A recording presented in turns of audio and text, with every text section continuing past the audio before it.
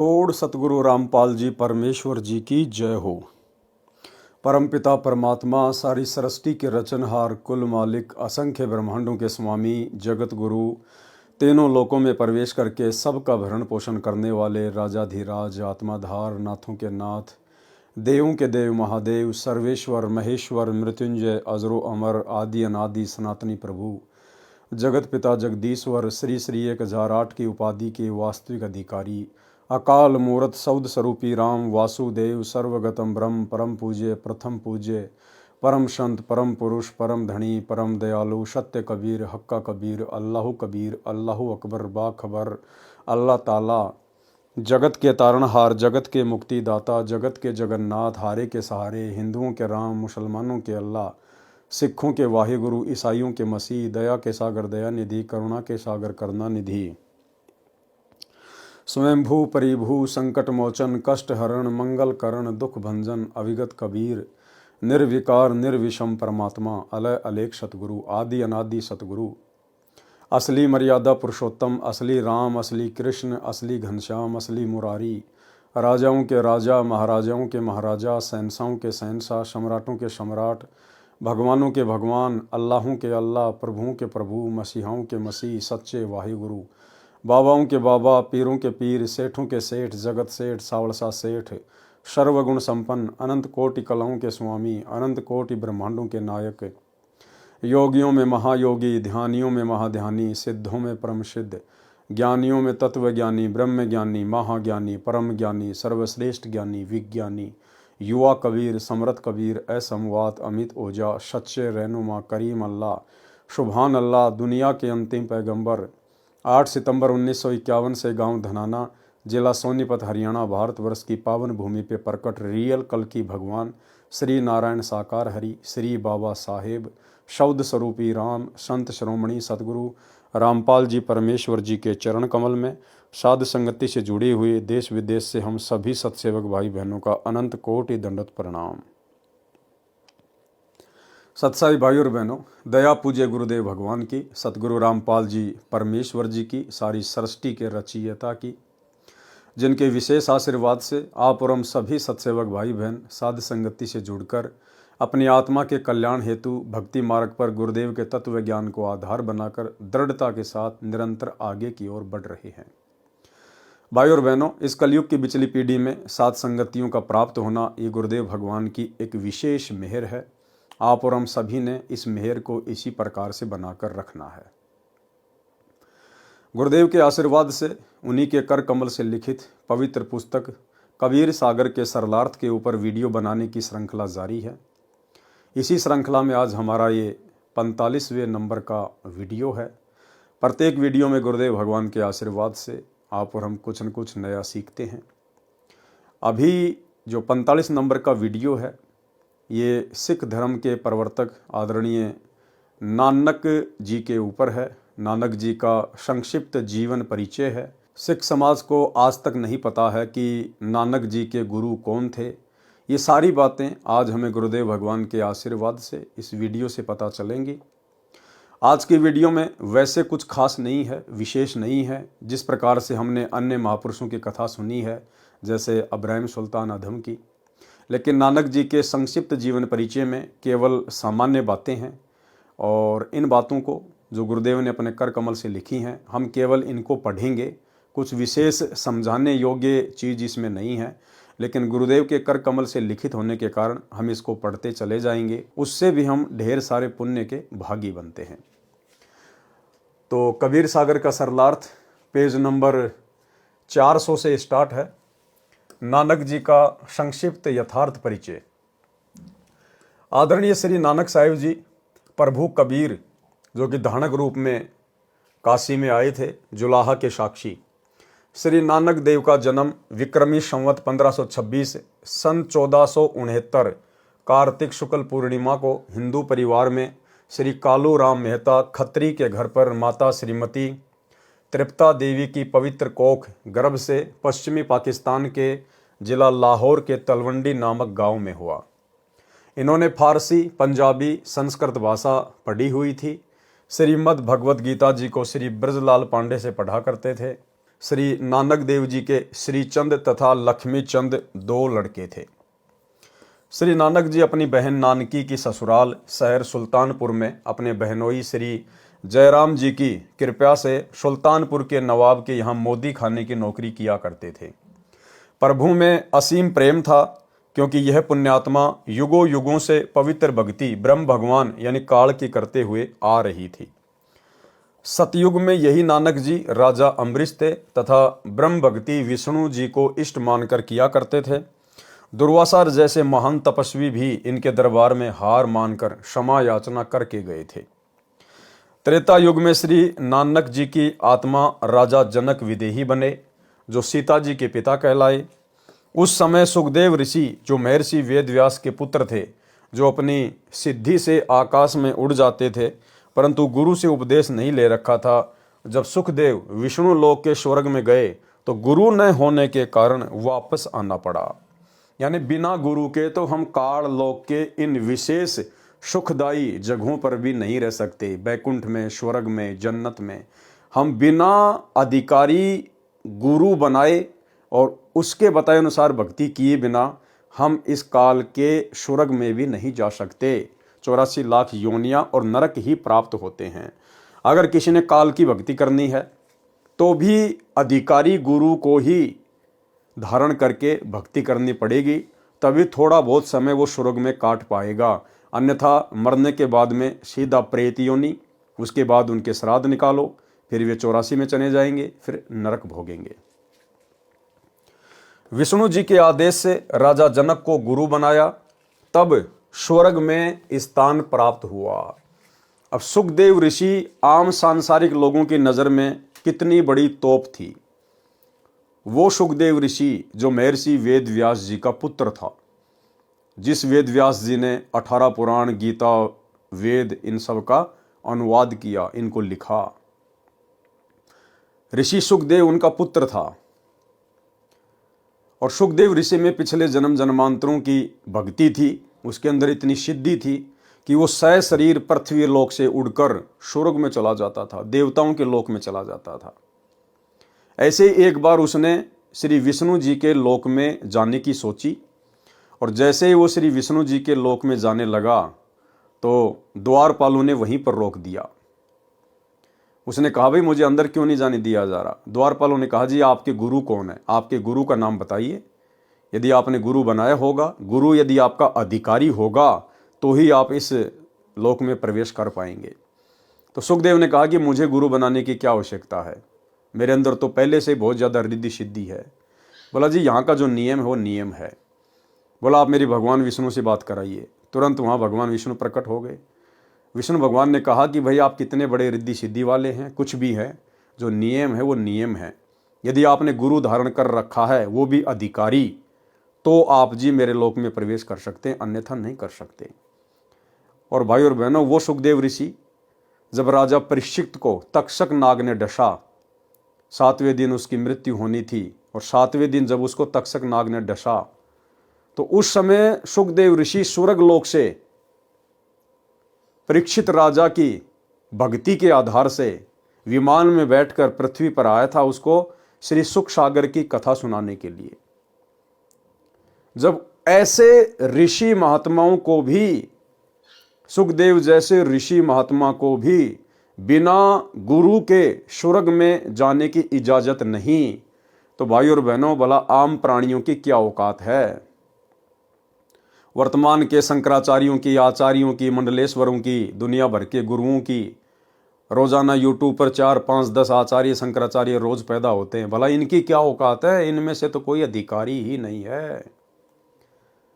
तो बिना गुरु के आप जी या तो सीधे 84 लाख योनियों में जाओगे, या फिर नरक में जाओगे, या सीधे भूत बनोगे, प्रेत बनोगे। बिना गुरु के चाहे आप कितने ही बड़े पैसे वाले हैं, कितने बड़े सुपरस्टार हैं, आप चाहे 20 किलो सोना, 1 क्विंटल चांदी आप चाहे तिरुपति के बालाजी में दान कर दो, कितने बड़ा आप सोने का छत्र चढ़ा दो, कितने भंडारे कर दो, कुछ भी कर दो, यदि आपने अधिकारी गुरु बनाकर भक्ति नहीं की है तो आप जी सीधे नरक में जाएंगे, 84 लाख योनियों में। ये भक्ति का विधान है। फिर कलयुग में यही राजा जनक की आत्मा एक हिंदू परिवार में श्री कालूराम मेहता खत्री के घर पर उत्पन्न हुए तथा श्री नानक नाम रखा गया। नानक जी तथा परमेश्वर कबीर जी की ज्ञान चर्चा। बाबा नानक देव जी प्रातःकाल प्रतिदिन सुल्तानपुर के पास बह रही बेई दरिया में स्नान करने जाया करते थे तथा घंटों प्रभु चिंतन में बैठे रहते थे। एक दिन एक जिंदा फकीर बेई दरिया पर मिले तथा नानक जी से कहा कि आप बहुत अच्छे प्रभु भगत नजर आ रहे हो, कृपया मुझे भी भक्ति मार्ग बताने की कृपया करें। मैं बहुत भटक लिया हूँ, मेरा संशय समाप्त नहीं हो पाया है। श्री नानक जी ने पूछा कि आप कहाँ से आए हो, आपका क्या नाम है, क्या आपने कोई गुरु धारण किया है? तब जिंदा फकीर का रूप धारण किए कबीर जी ने कहा, मेरा नाम कबीर है, बनारस काशी से आया हूँ, जुलाहे का काम करता हूँ। मैंने पंडित रामानंद स्वामी जी से उपदेश ले रखा है। श्री नानक जी ने बंदी छोड़ कबीर जी को एक जिज्ञासु जानकर भक्ति मार्ग बताना प्रारंभ किया। श्री नानक जी ने कहा, हे जिंदा, गीता में लिखा है कि एक ओम मंत्र का जाप करो। सतगुण श्री विष्णु जी जो श्री कृष्ण रूप में अवतरित हुए थे, वे ही पूर्ण परमात्मा हैं। स्वर्ग प्राप्ति का एकमात्र साधारण मार्ग है। गुरु के बिना मोक्ष नहीं। निराकार ब्रह्म की एक ओम मंत्र की साधना से स्वर्ग प्राप्ति होगी। जिंदा रूप में कबीर परमेश्वर जी ने कहा, गुरु किसे बनाऊं? कोई पूरा गुरु मिल ही नहीं रहा जो संशय समाप्त करके मन को भक्ति में लगा सके। स्वामी रामानंद जी मेरे गुरु हैं, परंतु उनसे मेरा संशय निवारण नहीं हो पाया। यहाँ पर कबीर परमेश्वर अपने आप को छुपाकर लीला करते हुए कह रहे हैं तथा साथ में यह उद्देश्य कि इस प्रकार श्री नानक जी को समझाया जा सकता है। श्री नानक जी ने कहा, मुझे गुरु बनाओ, आपका कल्याण निश्चित है। जिंदा महात्मा के रूप में कबीर परमेश्वर जी ने कहा कि मैं आपको गुरु धारण करता हूं, परंतु मेरे कुछ प्रश्न हैं, उनका आपसे समाधान चाहूंगा। श्री नानक जी बोले, पूछो। जिंदा महात्मा के रूप में कबीर परमेश्वर जी ने कहा, हे गुरु नानक जी, आपने बताया कि 3 लोक के प्रभु रजगुण ब्रह्मा, सतगुण विष्णु तथा तमगुण शिव जी हैं। त्रिगुण माया सृष्टि, स्थिति तथा संहार करती है। श्री कृष्ण जी ही श्री विष्णु रूप में स्वयं आए थे, जो सर्वेश्वर, अविनाशी, सर्वलोकों के धारण व पोषण करता है। ये सर्व के पूज्य हैं तथा सृष्टि रचनहार भी यही हैं। इनसे ऊपर कोई प्रभु नहीं है, इनके माता पिता नहीं है, ये तो अजन्मा है। श्री कृष्ण ने ही गीता ज्ञान दिया है। यह ज्ञान श्री नानक जी ने श्री ब्रजलाल पांडे से सुना था, जो उन्हें गीता जी पढ़ाया करते थे। परंतु गीता अध्याय 2 श्लोक 12, अध्याय 4 श्लोक 5 में गीता ज्ञानदाता ने कहा है कि अर्जुन, मैं तथा तू पहले भी थे तथा ये सर्व सैनिक भी थे, हम सब आगे भी उत्पन्न होंगे। मेरे तथा तेरे बहु जन्म हो चुके हैं, तू नहीं जानता, मैं जानता हूं।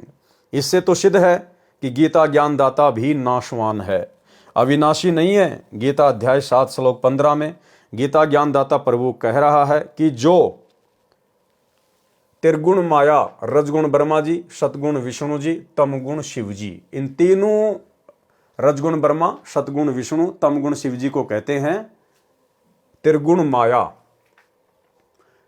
त्रिगुण माया के द्वारा मिलने वाले क्षणिक लाभ के कारण इन्हीं की पूजा करके अपना कल्याण मानते हैं। इनसे ऊपर किसी को शक्ति नहीं मानते, अर्थात जिनकी बुद्धि इन्हीं 3 भगवानों त्रिगुणी माया यानी ब्रह्मा विष्णु महेश तक सीमित है, वे राक्षस स्वभाव को धारण किए हुए मनुष्यों में नीच दूषित कर्म करने वाले मूर्ख मुझे भी नहीं पूजते। यानी गीता अध्याय नंबर 7 श्लोक नंबर 12 से 15 में जो गीता ज्ञानदाता है, जिसने गीता का ज्ञान दिया है, ब्रह्म ने, काल ने श्री कृष्ण जी के अंदर प्रेतवत प्रवेश करके, वो ब्रह्मा विष्णु महेश के बारे में कह रहा है कि जो व्यक्ति ब्रह्मा विष्णु महेश तक की पूजा करते हैं या इससे नीचे देवी देवताओं की पूजा करते हैं, उनको 4 गालियां दी गई है ब्रह्मा विष्णु महेश की पूजा करने वालों को। राक्षस स्वभाव को धारण किए हुए, राक्षस स्वभाव। अभी जैसे दास ने एक छोटा सा वीडियो बनाकर सतलोक आश्रम मैनेजमेंट हरियाणा के ऊपर जो गोहाना में जाटों की धर्मशाला बनाने का ठेका ले रहे हैं, जब दास ने जाट समाज को समझाने के लिए एक वीडियो बनाया तो किस प्रकार से वीडियो में कमेंट्स आ रहे थे, दास के पास में फ़ोन आ रहे थे, सीधी माँ बहन की गालियाँ। जबकि आप उनके घर में जाके देखो ब्रह्मा विष्णु महेश के वो पुजारी हैं, मंदिरों में पैदल यात्रा पे जाते हैं, भंडारे करवाते हैं और उनका स्वभाव राक्षस जैसा। तो ब्रह्मा विष्णु महेश तक की साधना करने वालों को, भक्ति करने वालों को 4 गालियां दी गई है गीता जी अध्याय 7 श्लोक नंबर 12 से 15 में। वे राक्षस स्वभाव को धारण किए हुए मनुष्यों में नीच दुष्कर्म करने वाले, ये ब्रह्मा विष्णु महेश तक की भक्ति करने वाले चोरी भी कर सकते हैं, जारी भी कर सकते हैं, बलात्कार भी कर सकते हैं। इनका कोई स्टैंड नहीं है क्योंकि इनको तत्व ज्ञान नहीं है, इनको सच्चा सतगुरु प्राप्त नहीं है। दुष्कर्म करने वाले मूर्ख मुझे भी नहीं पूछते। इससे तो सिद्ध हुआ कि श्री विष्णु सतगुण आदि पूजा के योग्य नहीं है तथा अपनी साधना के विषय में गीता ज्ञानदाता प्रभु ने गीता अध्याय 7 श्लोक 18 में कहा है कि मेरी पूजा भी घटिया है, अनुतमाम है। इसलिए गीता अध्याय 15 श्लोक 4, अध्याय 18 श्लोक 62 में कहा है कि उस परमेश्वर की शरण में जा जिसकी कृपा से ही तू परम शांति तथा सनातन परम धाम सतलोक चला जाएगा, जहां जाने के पश्चात साधक का जन्म मृत्यु का चक्कर सदा के लिए छूट जाएगा। वह साधक फिर लौटकर संसार में नहीं आता, अर्थात पूर्ण मोक्ष प्राप्त करता है। उस परमात्मा के विषय में गीता ज्ञानदाता प्रभु ने कहा है कि मैं नहीं जानता, उसके विषय में पूर्ण संत तत्वदर्शी संतों से पूछो। उसके विषय में पूर्ण ज्ञान तत्वदर्शी संतों से पूछो, यानी जिस भगवान ने गीता का ज्ञान दिया है अर्जुन को, उसने हाथ खड़े कर दिए कि सदा सदा के लिए मोक्ष प्राप्त करवाने वाले परमेश्वर के विषय में मुझे भी ज्ञान नहीं है, मुझे भी जानकारी नहीं है। हे अर्जुन, अगर तुझे उसकी जानकारी चाहिए तो किसी तत्वदर्शी संत की खोज कर। भाई और बहनों, अर्जुन का इतना बड़ा सौभाग्य नहीं था जो द्वापर युग में आए हुए करुणामय ऋषि के रूप में सतगुरु रामपाल जी परमेश्वर जी को, इस तत्वदर्शी संत को जान पाता, पहचान पाता। जबकि परमेश्वर ने पांडवों के यज्ञ में वो लीला की थी, उस लीला को देखकर 5 पांडवों को पैर पकड़ लेने चाहिए थे। लेकिन भाई और बहनों, कहते हैं सकल पदार्थ है जग माही, कर्महीन नर पावत नहीं। 5 पांडव वो कर्महीन थे, उनको परमात्मा प्राप्ति नहीं हो सकती थी उस समय। वे तो काल की बंदिश में थे, काल के बंधन में, काल के द्वारा धरती पर भेजे गए थे वो महाभारत का युद्ध करवाने के लिए। आप और हमारा सौभाग्य है कि आप और हमने तो उस तत्वदर्शी संत को, परमेश्वर को ढूंढने की भी जरूरत नहीं पड़ी, क्योंकि ये परमात्मा ढूंढने से नहीं मिलता। जितना ढूंढोगे उतना तुमसे आगे आगे चलेगा। इस परमेश्वर की जिसके ऊपर रजा होती है, ये उसी को अपनी पहचान करवाता है। और वर्तमान में धरती पर प्रकट होने के बावजूद 90% इन्हीं की संगत जो सतलोक आश्रमों से जुड़ी हुई है, आज भी इन्हें नहीं पहचान पा रही, आज भी इन्हें नहीं जान पा रही। आज भी वो लाखों की संगत जो सतलोक आश्रमों से जुड़ी है, परमेश्वर केवल एक कागज के टुकड़े को मानती है। कबीर जी की समझे जाने वाली दाढ़ी मूंछ वाली मुर्दा फोटो को मानती है, और हर साल जून के महीने में उसको भगवान मानकर, कबीर मानकर कबीर प्रकट दिवस मनाती है। और जिंदा कबीर सतगुरु रामपाल जी को केवल अपना गुरु मानती है। और 8 सितंबर के दिन इन आश्रमों में इनका जन्मदिन मनाती है, अवतरण दिवस के नाम पर। और इस परमेश्वर ने अपनी पहचान केवल अपने चंद बच्चों को करवाई है, जो साध संगति से जुड़े हुए हैं, जिन्हें सतसेवक कहते हैं। और जैसे ही सतसेवकों ने अपने पिता को पहचाना, आज वर्तमान में अपने पिता की गैर हाजिरी में इन फर्जी आश्रमों में जाना छोड़ दिया, ज्ञान को आधार बना लिया, अपने गुरु को ही परमात्मा मान लिया, और मर्यादाओं में रहकर नेक नीति से काम धंधा करके अपनी भक्ति को सफल कर रहे हैं। कि मैं नहीं जानता, उसके विषय में पूर्ण ज्ञान तत्वदर्शी संतों से पूछो, क्योंकि वो तत्वदर्शी संत स्वयं परमात्मा ही होता है। अन्यथा परमात्मा से बढ़कर परमात्मा की जानकारी किसी तत्वदर्शी संत को कैसे हो जाएगी, जब 21 ब्रह्मांड का स्वामी, 21 ब्रह्मांड का नकली भगवान, ये काल, ये ज्योति निरंजन हाथ खड़े कर रहा है गीता का ज्ञान बताते समय, तो भला 21 ब्रह्मांड में उससे सर्वश्रेष्ठ और कौन आ गया जो परमेश्वर की जानकारी रखता है। और यदि उस काल के 21 ब्रह्मांड में लीला करते हुए सतगुरु रामपाल जी उस तत्व ज्ञान को बता रहे हैं, उस परमात्मा की जानकारी दे रहे हैं जो ज्ञान इस काल को भी नहीं है, तो सतगुरु रामपाल जी कोई काल के 21 ब्रह्मांड के निवासी नहीं है। ये स्वयं परमेश्वर हैं, तत्वदर्शी संत हैं, कबीर देव हैं, अपने आप को छुपाकर सारी लीला कर रहे हैं। उसके विषय में पूर्ण ज्ञान तत्वदर्शी संतों से पूछो, जैसा वे कहें वैसे साधना करो, जैसा वे कहें वैसे साधना करो। और उन्होंने कहा कि बच्चों, हमें राजनीति नहीं करनी, हमारा राजनीति और राजनेताओं से कोई लेना देना नहीं है। हमारी जो संस्था है वो गैर राजनीतिक है, धार्मिक संस्था है। लेकिन आज उनके परिवार ने इस संस्था को राजनीतिक बना दिया। गुरुदेव ने कहा, बेटो हमें कोई गेम नहीं खेलना, हमने तो मोबाइल में भी कोई वीडियो गेम नहीं खेलना, कोई ताश खेल रहा है तो हमने बैठना भी नहीं है, सहयोग भी नहीं करना है।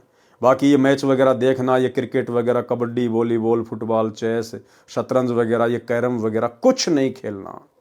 इससे हमारी समासें बर्बाद होंगी, हमारा मन डाइवर्ट होगा, भक्ति से हटेगा।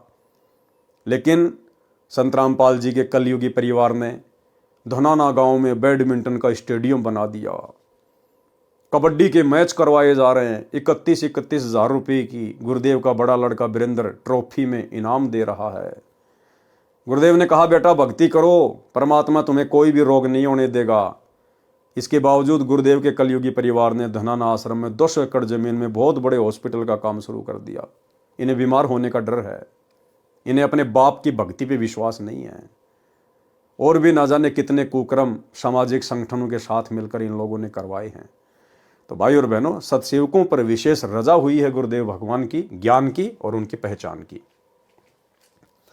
जैसा वे कहें वैसे साधना करो। प्रमाण गीता अध्याय 4 श्लोक 34 में श्री नानक जी से परमेश्वर कबीर साहिब जी ने कहा कि क्या वह तत्वदर्शी संत आपको मिला है जो पूर्ण परमात्मा की भक्ति विधि बताएगा?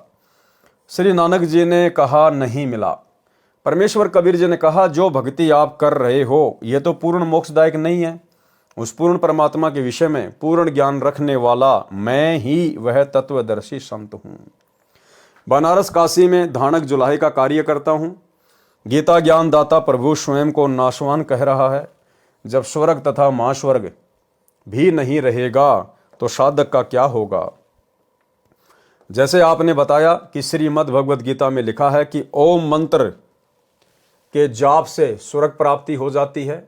वहाँ स्वर्ग में साधक जन कितने दिन रह सकते हैं? श्री नानक जी ने उत्तर दिया, जितना भजन तथा दान के आधार पर उनका स्वर्ग का समय निर्धारित होगा, उतने दिन स्वर्ग में आनंद लेकर रह सकते हैं। जिंदा फकीर ने प्रश्न किया कि तत्पश्चात कहाँ जाएंगे? उसके बाद कहाँ जाएंगे भाई? जब आपकी भक्ति और दान की कमाई समाप्त हो जाएगी, फिर आपको स्वर्ग से कहाँ भेजा जाएगा? उत्तर नानक जी का, फिर इस मृत लोक में आना होगा, इसी पृथ्वी पर आना होगा तथा कर्म आधार पर अन्य योनियां भी भोगनी पड़ेंगी, यानी गधा, कुत्ता, सूअर भी बनना पड़ेगा। प्रश्न जिंदा रूप में कबीर साहिब का, क्या जन्म मरण मिट सकता है? उत्तर श्री नानक जी का, नहीं। गीता में कहा है, अर्जुन तेरे मेरे अनेक जन्म हो चुके हैं और आगे भी होंगे तथा जन्म मरण बना रहेगा। गीता अध्याय 2 श्लोक 12 तथा अध्याय 4 श्लोक 5। शुभ कर्म ज्यादा करने से स्वर्ग का समय अधिक हो जाता है। प्रश्न जिंदा फकीर कबीर जी का, गीता अध्याय नंबर 8 के श्लोक नंबर 16 में लिखा है कि ब्रह्मलोक से लेकर सर्वलोक नाशवान है। उस समय कहाँ रहोगे? जब न पृथ्वी रहेगी, न श्री विष्णु रहेगा, न विष्णुलोक, न स्वर्गलोक तथा पूरे ब्रह्मांड का विनाश होगा। इसलिए गीता ज्ञान दाता प्रभु कह रहा है कि किसी तत्वदर्शी संत की खोज कर, फिर जैसे उस पूर्ण परमात्मा की प्राप्ति की विधि वह संत बताए उसके अनुसार साधना कर। उसके पश्चात उस परम पद परमेश्वर की खोज करनी चाहिए, जहां पर जाने के पश्चात साधक का फिर जन्म मरण कभी नहीं होता, अर्थात फिर लौटकर संसार में नहीं आते। जिस परमेश्वर से सभी ब्रह्मांडों की उत्पत्ति हुई है, मैं गीता ज्ञानदाता भी उसी पूर्ण परमात्मा की शरण में हूँ। गीता अध्याय 4 श्लोक 34, अध्याय 15 श्लोक 4। इसलिए कहा है कि अर्जुन सर्वभाव से उस परमेश्वर की शरण में जा जिसकी कृपा से ही तू परम शांति तथा सतलोक स्थान अर्थात सचखंड में चला जाएगा। गीता अध्याय 18 श्लोक 62। उस पूर्ण परमात्मा की प्राप्ति का ओम तत्सत केवल यही मंत्र है। गीता अध्याय 17 श्लोक 23 में। उत्तर नानक जी का, इसके बारे में मुझे ज्ञान नहीं। जिंदा फकीर कबीर साहिब ने श्री नानक जी को बताया कि यह सर्व काल की कला है। गीता अध्याय नंबर 11 के श्लोक नंबर 32 में स्वयं गीता का ज्ञान देने वाला काल कह रहा है, ब्रह्म कह रहा है कि मैं काल हूं और सभी को खाने के लिए आया हूं। वही निरंकार कहलाता है, उसी काल का ओमकार ओम मंत्र है। गीता अध्याय नंबर 11 के श्लोक नंबर 21 में अर्जुन ने कहा कि आप तो ऋषियों को भी खा रहे हो, देवताओं को भी खा रहे हो, जो आपका ही सुमरण स्तुति वेद विधि अनुसार कर रहे हैं। इस प्रकार कालवश सभी साधक साधना करके उसी के मुख में प्रवेश करते रहते हैं। आपने इसी काल ब्रह्म की साधना करते करते असंख्यों युग बीत गए। 60,000 जन्म तो आपके महर्षि तथा महान भगत रूप में हो चुके हैं नानक जी के, फिर भी काल के लोक में जन्म मृत्यु के चक्कर में ही रहे हो। सर्वसृष्टि रचना सुनाई तथा श्री ब्रह्मा रजगुण, श्री विष्णु सतगुण तथा श्री शिव तमगुण की स्तुति बताई। श्री देवी महापुराण 3रा स्कंद पेज नंबर 123 गीता प्रेस गोरखपुर से प्रकाशित मोटा टाइप। इसमें स्वयं विष्णु जी ने कहा है कि मैं विष्णु तथा ब्रह्मा व शिव तो नाशवान है, अविनाशी नहीं है। हमारा तो आविर्भाव यानी जन्म तथा तिरोभाव यानी मृत्यु होता है। आप दुर्गा अष्टंगी हमारी माता हो। दुर्गा ने बताया कि ब्रह्म ज्योति निरंजन आपका पिता है। श्री शंकर जी ने स्वीकार किया कि मैं तो मोगुणी लीला करने वाला शंकर भी आपका ही पुत्र हूं तथा ब्रह्मा भी आपका बेटा है। परमेश्वर कबीर जी ने कहा कि हे नानक जी, आप इन्हें अविनाशी अजन्मा, इनके कोई माता पिता नहीं है, आदि उपमा दे रहे हो। यह दोष आपका नहीं है, यह दोष दोनों धर्मों हिंदू तथा मुसलमान के ज्ञानहीन गुरुओं का है, जो अपने अपने धर्म के सदग्रंथों को ठीक से न समझकर अपनी अपनी अटकल से दंत कथा यानी लोकवेद सुना सुनाकर वास्तविक भक्ति मार्ग के विपरीत शास्त्र विधि रहित मनमाना आचरण अर्थात पूजा का ज्ञान दे रहे हैं। दोनों ही पवित्र धर्मों के पवित्र शास्त्र एक पूर्ण प्रभु का ही ज्ञान करा रहे हैं। कुरान शरीफ में सूरत फुरकानी 25 आयत नंबर 52 से 59 में भी मुझ कबीर का वर्णन है। श्री नानक जी ने कहा कि यह तो आज तक किसी ने नहीं बताया, इसलिए मन स्वीकार नहीं कर रहा है। तब जिंदा फकीर जी कबीर साहिब जी श्री नानक जी की अरुचि देखकर चले गए। उपस्थित व्यक्तियों ने श्री नानक जी से पूछा, यह भगत कौन था जो आपको गुरुदेव कह रहा था? नानक जी ने कहा, यह काशी में रहता है, नीच जाति का जुलाहा धानक कबीर था, बेतुकी बातें कर रहा था, कह रहा था कि कृष्ण जी तो काल के चक्कर में हैं तथा मुझे भी कह रहा था कि आपकी साधना ठीक नहीं है। देखो भाई और बहनों, सोचने की बात है। अब आप और हमें विश्वास होगा कि कैसे पूर्ण संत की शरण में आने के बाद, परमात्मा की शरण में आने के बाद हमारे पिछली जितनी भी गलतियां हैं, जितने भी हमारे पाप कर्म हैं जन्म जन्मांतरों के, कैसे वो परमात्मा उनका सफाया कर देता है। एक सत्संग में गुरुदेव भगवान ने आर्य समाज के प्रवर्तक महर्षि दयानंद सरस्वती के विषय में बताया कि उसने अपने कर कमल से लिखित पुस्तक सत्यार्थ प्रकाश में कबीर जी के लिए बहुत ही उल्टा सीधा बोला है कि कबीर जो है एक ऐसे ही व्यक्ति था, नीची जाति का था, किसी ब्राह्मण ने उसको शिष्य नहीं बनाया, जिस कारण से वो ब्राह्मणों से द्वेष करने लग गया और अपनी तरफ से मनगढ़ंत बातें लिखने लग गया, बताने लग गया। और कुछ नीच जाति के जुलाहे धानक, क्या कहा, कुछ नीची जाति वाले धानक जुलाहे कबीर के सपोर्टर बन गए। तो गुरुदेव ने महर्षि दयानंद की अज्ञानता को बार बार बताया कि वो जातिवाद में कितना विश्वास रखता था। वो जुलाहों को नीच कहकर संबोधित कर रहा था। भाई और बहनों, कबीर जी को नीच जुलाहा धानक कहकर तो यहां पर नानक जी भी संबोधित कर रहे हैं। देखिएगा, जब वहां उपस्थित भक्तों ने नानक जी से पूछा कि ये कौन था ये फकीर जो आपसे बात कर रहा था, उपस्थित व्यक्तियों ने श्री नानक जी से पूछा, ये भगत कौन था जो आपको गुरुदेव कह रहा था? नानक जी ने कहा, यह काशी में रहता है, नीच जाति का जुलाहा धानक कबीर था, बेतुकी बातें कर रहा था। लेकिन परमेश्वर बार बार सत्संगों में इस बात का जिक्र क्यों नहीं करते कि नानक जी जुलाहों को नीच कहा करते थे, नीच कहा करते थे, और महर्षि दयानंद का बार बार जिक्र करते हैं? क्योंकि नानक जी फिर आगे चलकर कबीर जी की शरण में आ गए थे, कबीर जी के शिष्य बन गए थे, भगत बन गए थे। और जब भगत बन जाता है कोई परमात्मा का, तो वो जात पात से दूर हो जाता है, धर्म की जंजीरों से, जातियों की बेड़ियों से अपने आप को अलग कर लेता है। इसलिए परमात्मा उसके पिछले अवगुणों को फिर माफ कर देता है, उनका फिर जिक्र नहीं करता परमात्मा। तो इसी प्रकार से परमेश्वर की जब हम शरण में आ जाते हैं, पूर्ण संत की शरण में, तो परमेश्वर हमारे पिछले जन्म जन्मांतरों के पाप कर्मों को साफ कर देते हैं, उनका सफाया कर देते हैं। कह रहा था कि श्री कृष्ण तो काल के चक्कर में है, तथा मुझे भी कह रहा था कि आपकी साधना ठीक नहीं है। तब मैंने बताना शुरू किया, तब हार मानकर चला गया। इस वार्ता से सिखों ने श्री नानक जी को परमेश्वर कबीर साहिब जी का गुरु मान लिया। श्री नानक जी प्रथम वार्ता पूज्य कबीर परमेश्वर के साथ करने के बाद ये तो जान गए थे कि मेरा ज्ञान पूर्ण नहीं है, तथा गीता जी का ज्ञान भी उससे कुछ भिन्न ही है जो आज तक हमें बताया गया था। इसलिए हृदय से प्रतिदिन प्रार्थना करते थे कि वही संत एक बार फिर आए। मैं उससे कोई वाद विवाद नहीं करूंगा, कुछ प्रश्नों का उत्तर अवश्य चाहूंगा। परमेश्वर कबीर जी तो अंतर्यामी हैं तथा आत्मा के आधार व आत्मा के वास्तविक पिता हैं। भाई और बहनों, वही की वही लीला, जो लीला परमेश्वर जी ने धर्मदास जी के साथ की, जो लीला परमेश्वर ने नानक जी के साथ में की, अन्य बड़े बड़े महापुरुषों के साथ में की। प्रथम बार परमात्मा उनको मिले, अपना ज्ञान सुनाया। उसके बाद उन महापुरुषों की अरुचि देखकर, भक्ति में विशेष रुचि ना देखकर, वाद विवाद करता हुआ देखकर परमात्मा वहां से अंतर्ध्यान हो जाते हैं। उसके बाद वे आत्माएं काफी लंबे समय तक पश्चाताप करती रहती हैं, 2 महीने 6 महीने। उनके अंदर विशेष वो तड़प पैदा करता है परमात्मा।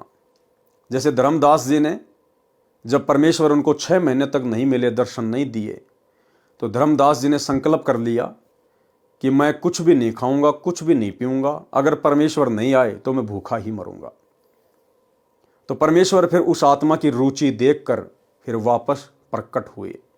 तो इसी प्रकार नानक जी पहले तो परमात्मा के साथ वाद विवाद करते रहे, मालिक अंतर ध्यान हो गए, चले गए।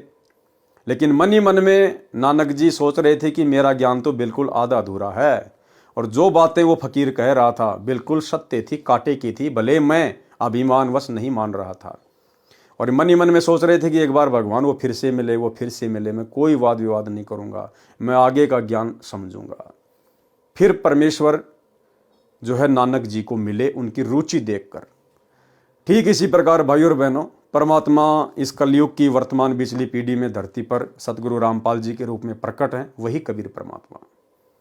परमेश्वर ने सन 1994 से अपने यथार्थ 13वें कबीर पंथ की नींव डाली।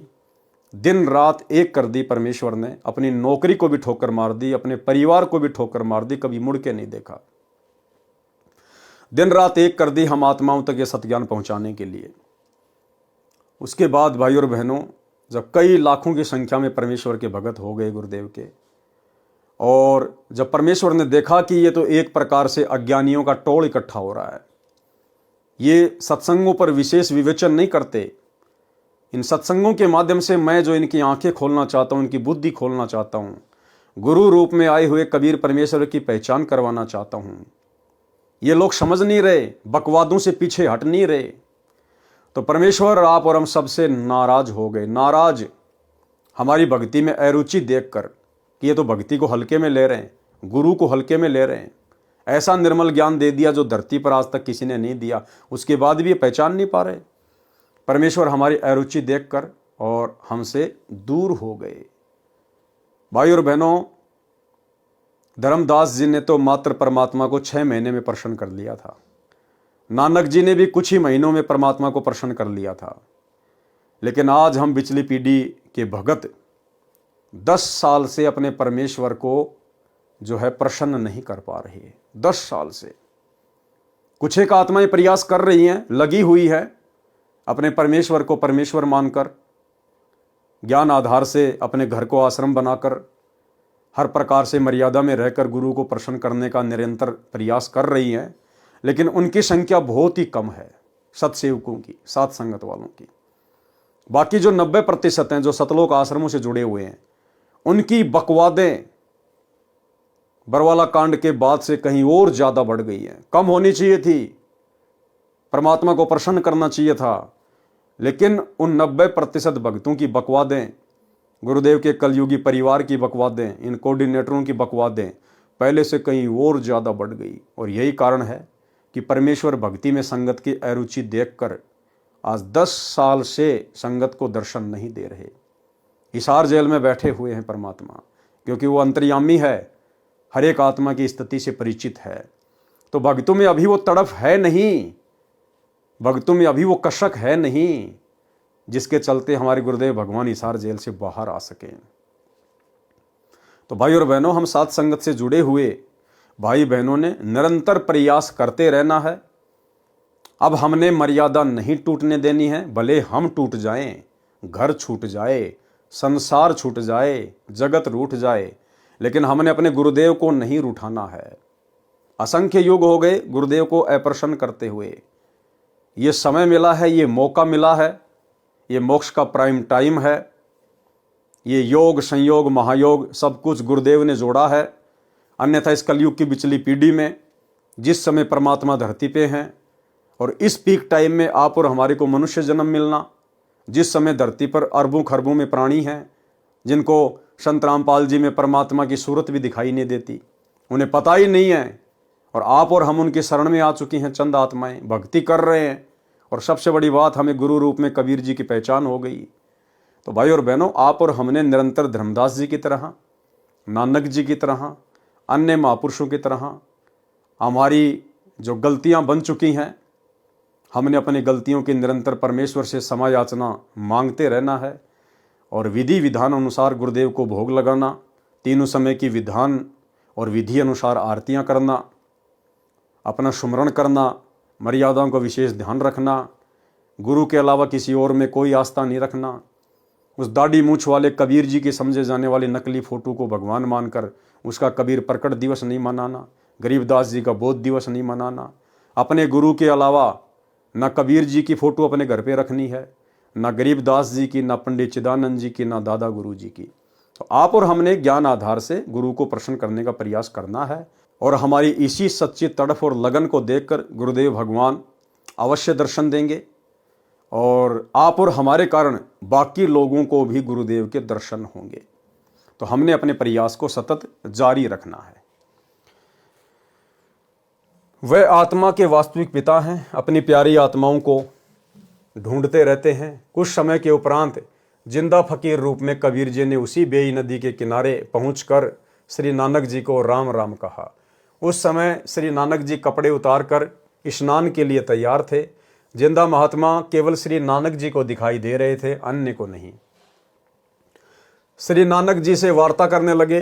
कबीर जी ने कहा कि आप मेरी बात पर विश्वास करो, एक पूर्ण परमात्मा है तथा उसका सतलोक स्थान है, जहाँ की भक्ति करने से जीव सदा के लिए जन्म मरण से छूट सकता है। उस स्थान तथा उस परमात्मा की प्राप्ति की साधना का केवल मुझे ही पता है, अन्य को पता नहीं। तथा गीता अध्याय नंबर 18 के श्लोक 62, अध्याय 15 श्लोक 4 में भी उस परमात्मा तथा स्थान के विषय में वर्णन है। पूर्ण परमात्मा गुप्त है, उसकी शरण में जाने से, उसी की कृपा से तू शाश्वतम यानी अविनाशी अर्थात सत्य स्थानम यानी सतलोक को प्राप्त होगा। गीता ज्ञानदाता प्रभु भी कह रहा है कि मैं भी उसी आदि पुरुष परमेश्वर नारायण की शरण में हूँ। श्री नानक जी ने कहा कि मैं आपकी एक परीक्षा लेना चाहता हूँ, मैं इस दरिया में छिपूंगा और आप मुझे ढूंढना। यदि आप मुझे ढूंढ दोगे तो मैं आपकी बात पर विश्वास कर लूँगा। यह कहकर श्री नानक जी ने बेई नदी में डुबकी लगाई तथा मछली का रूप धारण कर लिया। जिंदा फकीर यानी कबीर पूर्ण परमेश्वर ने उस मछली को पकड़कर जिधर से पानी आ रहा था उस ओर लगभग 3 किलोमीटर दूर ले गए तथा श्री नानक जी बना दिया। प्रमाण श्री गुरु ग्रंथ साहिब, सीरी रागू महला पहला, घर 4, पृष्ठ 25। तू दरिया दाना बिना मैं मछली कैसे अंत लहा, जहाँ जहाँ देखा ता ता तू है, तुझसे निकस फूट मरा। न जाना मेऊ न जाना जाली, जा दुख लागे ता तुझे संभाली रहा हूँ। नानक जी ने कहा कि मैं मछली बन गया था, आपने कैसे ढूंढ लिया। हे परमेश्वर, आप तो दरिया के अंदर सूक्ष्म से भी सूक्ष्म वस्तु को जानने वाले हो। मुझे तो जाल डालने वाले जाली ने भी नहीं जाना तथा गोताखोर ने भी नहीं जाना, अर्थात नहीं जान सका। जब से आपके सतलोक से निकलकर अर्थात आपसे बिछुड़कर आए हैं, तब से कष्ट पर कष्ट उठा रहा हूँ। जब दुख आता है तो आपको ही याद करता हूँ, मेरे कष्टों का निवारण आप ही करते हो। उपरोक्त वार्ता बाद में काशी में प्रभु के दर्शन करते हुए हुई थी। तब नानक जी ने कहा कि अब मैं आपकी सर्व बात सुनने को तैयार हूँ। कबीर परमेश्वर जी ने वही सृष्टि रचना पुनः सुनाई तथा कहा कि मैं पूर्ण परमात्मा हूँ। मेरा स्थान सचखंड यानी सत्यलोक है। आप मेरी आत्मा हो। काल ब्रह्म आप सभी आत्माओं को भ्रमित ज्ञान से विचलित करता है तथा नाना प्रकार से प्राणियों के शरीर में बहुत परेशान कर रहा है। मैं आपको सत्य नाम यानी सच्चा नाम, वास्तविक मंत्र जाप दूंगा जो किसी शास्त्र में नहीं है, जिसे काल ब्रह्म ने गुप्त कर रखा है। श्री नानक जी ने कहा कि मैं अपनी आंखों अकाल पुरुष तथा सचखंड को देखूं, तब आपकी बात को सत्य मानूं। तब कबीर साहिब जी श्री नानक जी की पुण्यात्मा को सतलोक ले गए। सचखंड में श्री नानक जी ने देखा कि एक असीम तेजोमय मानव सदृश्य शरीर युक्त प्रभु तख्त पर बैठे थे। अपने ही दूसरे स्वरूप पर कबीर साहिब जिंदा महात्मा के रूप में चवर करने लगे। तब श्री नानक जी ने सोचा कि अकाल मूर्त तो ये रब है जो गद्दी पर बैठा है, कबीर जी तो यहाँ का कोई सेवक होगा। उसी समय जिंदा रूप में परमेश्वर कबीर साहिब उसी गद्दी पर विराजमान हो गए तथा जो तेजोमय शरीर युक्त प्रभु का दूसरा रूप था, वह खड़ा होकर तख्त पर बैठे जिंदा वाले रूप पर चवर करने लगा। फिर वह तेजोमय रूप नीचे से गए जिंदा कबीर के रूप में समा गया तथा गद्दी पर अकेले कबीर परमेश्वर जिंदा रूप में बैठे थे और चवर अपने आप डुरने लगा। तब नानक जी ने कहा कि वाहे गुरु, सत्य नाम से प्राप्ति तेरी। इस प्रक्रिया में 3 दिन लग गए। नानक जी की आत्मा को साहिब कबीर जी ने वापस शरीर में प्रवेश कर दिया। तीसरे दिन श्री नानक जी होश में आए।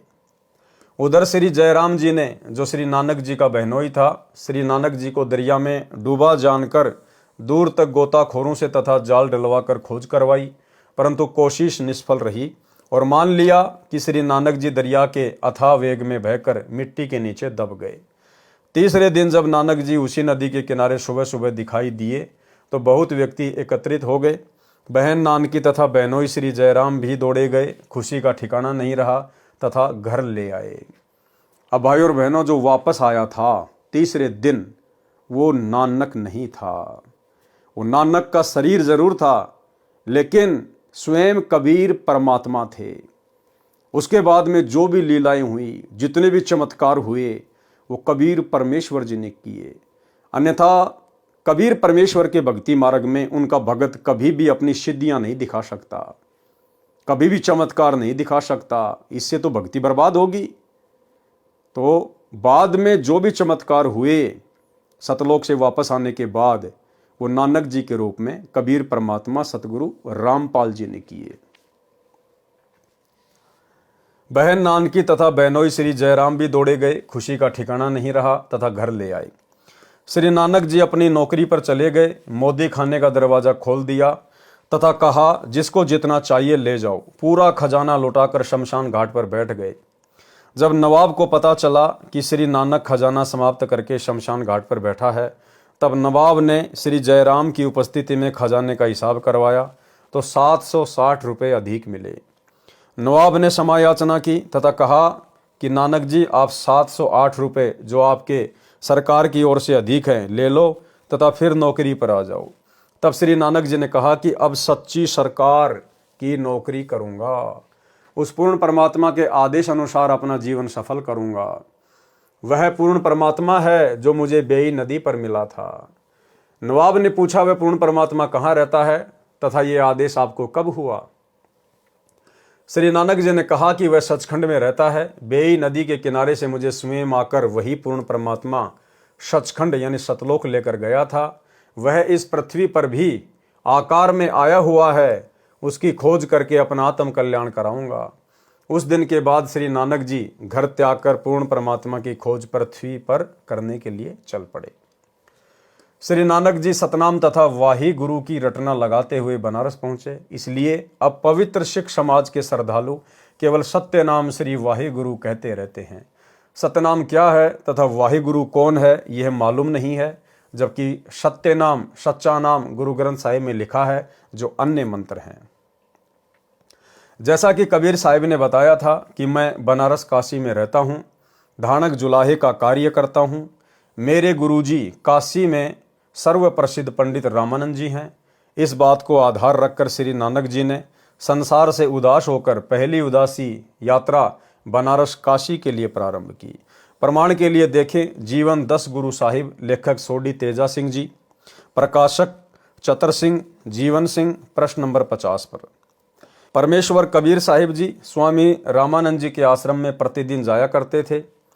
जिस दिन श्री नानक जी ने काशी पहुंचना था उससे पहले दिन कबीर साहिब ने अपने पूज्य गुरुदेव रामानंद जी से कहा कि स्वामी जी कल मैं आश्रम में नहीं आ पाऊंगा क्योंकि कपड़ा बुनने का कार्य अधिक है। कल सारा दिन लगकर कार्य निपटाकर फिर आपके दर्शन करने आऊँगा। काशी बनारस में जाकर श्री नानक जी ने पूछा कोई रामानंद जी महाराज है? सब ने कहा कि वे आज के दिन सर्व ज्ञान संपन्न ऋषि हैं। उनका आश्रम पंचगंगा घाट के पास है। श्री नानक जी ने श्री रामानंद जी से वार्ता की तथा सचखंड का वर्णन शुरू किया। तब श्री रामानंद स्वामी ने कहा ये पहले मुझे किसी शास्त्र में नहीं मिला, परंतु अब मैं आंखों देख चुका हूँ, क्योंकि वही परमेश्वर स्वयं कबीर नाम से आया हुआ है तथा मर्यादा बनाए रखने के लिए मुझे गुरु कहता है। परंतु मेरे लिए प्राण प्रिय प्रभु है। पूर्ण विवरण चाहिए तो मेरे व्यावहारिक शिष्य परंतु वास्तविक गुरु कबीर से पूछो, वही आपकी शंका का निवारण कर सकता है। श्री नानक जी ने पूछा कि कहाँ है परमेश्वर स्वरूप कबीर साहिब जी, मुझे शीघ्र मिलवा दो। तब श्री रामानंद जी ने एक सेवक को श्री नानक जी के साथ कबीर साहिब जी की झोपड़ी पर भेजा। उस सेवक से भी सचखंड के विषय में वार्ता करते हुए श्री नानक जी चले तो उस कबीर साहिब के सेवक ने भी सचखंड व सृष्टि रचना जो परमेश्वर कबीर साहिब जी से सुन रखी थी सुनाई। तब श्री नानक जी ने आश्चर्य किया कि मेरे से तो कबीर साहिब के चाकर अर्थात सेवक भी अधिक ज्ञान रखते हैं। इसलिए गुरु ग्रंथ साहिब पृष्ठ 721 पर अपनी अमृतवाणी महिला में श्री नानक जी ने कहा है कि हक्का कबीर करीम तू बेऐब परवरदिगार, नानक बुगोयद जुनो तूरा तेरे चाकरा पखाक। जिसका भावार्थ है कि हे कबीर परमेश्वर जी, मैं नानक कह रहा हूं कि मेरा उद्धार हो गया, मैं तो आपके सेवकों के चरणों की धूल तुल्य हूं। गुरु ग्रंथ साहिब के पृष्ठ 731 पर कहा है कि नीच जाति परदेसी मेरा, खिन आवे तिल जावे, जाकी संगत नानक रहंदा क्यों कर मोंडा पावे। जब नानक जी ने देखा ये धानक जुलाहा वही परमेश्वर है जिसके दर्शन सतलोक सचखंड में किए तथा बेई नदी पर हुए थे। वहां ये जिंदा महात्मा के वेश में थे, यहाँ धानक जुलाहे के वेश में है। ये स्थान अनुसार अपना वेश बदल लेते हैं, परंतु चेहरा तो वही है। चेहरा तो आज भी वही है। भेष ये परमात्मा देश काल और परिस्थिति के अनुसार बदल लेता है, लेकिन चेहरा वही है, सतलोक ये चेहरा। वही मोहिनी सूरत जो सचखंड में भी विराजमान था, वही करतार आज धानक रूप में बैठा है। श्री नानक जी की खुशी का ठिकाना नहीं रहा, आंखों में आंसू भर गए। तब श्री नानक जी अपने सच्चे स्वामी अकाल मूर्ति को पाकर चरणों में गिरकर सत्य नाम सच्चा नाम प्राप्त किया। तब शांति पाई तथा अपने प्रभु की महिमा देश विदेश में गाई। पहले श्री नानक देव जी एक ओमकार यानी ओम मंत्र का जाप करते थे तथा उसी को सत मानकर कहा करते थे एक ओमकार। उन्हें बेई नदी पर कबीर साहिब ने दर्शन देकर सतलोक सचखंड दिखाया तथा अपने सत्य पुरुष रूप को दिखाया। तब सतनाम का जाप दिया तथा नानक जी का काल लोक से मुक्ति हुई। नानक जी ने कहा है कि इसी का प्रमाण गुरु ग्रंथ साहिब के राग सीरी महिला 1 प्रश्न नंबर 24 पर शब्द नंबर 29। एक सुवान दुई सुवानी नाल बलके भोकई सदा बियाल, कुड़ छुरा मुठा मुर्दहार धानक रूप रहा करतार। मैं पति की पंदी न करनी की कार, ऊँ बिगड़े रूप रहे विकराल। तेरा एक नाम तारे संसार में, एहो आस एहो आधार। मुख निंदा आखा दिन रात, पर गर जो ही नीच मनाती। काम क्रोध तन वसै चंडाल, धानक रूप रहा करतार। भाई सुरत मलोकी वेश, ऊ ठगवाड़ा ठगी देश। खरा सियाणा बहुता बहार, धानक रूप रहा करतार। मैं किता न जाता हराम खोर, उहू किया मुँह देसा दुष्ट चोर। नानक नीच कहे विचार, धानक रूप रहा करतार। दूसरा प्रमाण नीचे प्रमाण है जिसमें कबीर परमेश्वर का नाम स्पष्ट लिखा है। श्री गुरु ग्रंथ साहिब प्रश्न नंबर 721 राग तिलंग महला पहला में है। और अधिक प्रमाण के लिए प्रस्तुत है राग तिलंग महला first Punjabi Guru Granth Sahib page number 721। यक अरज गुप्तम पेश तोदर गोश कून करतार, हक्का कबीर करीम तू बे ए परवरदिगार। दुनिया मुकामे फानी तहकीक दिलदानी, ममसर मोई अजराइल गिरफ्त दिल हेच नदानी।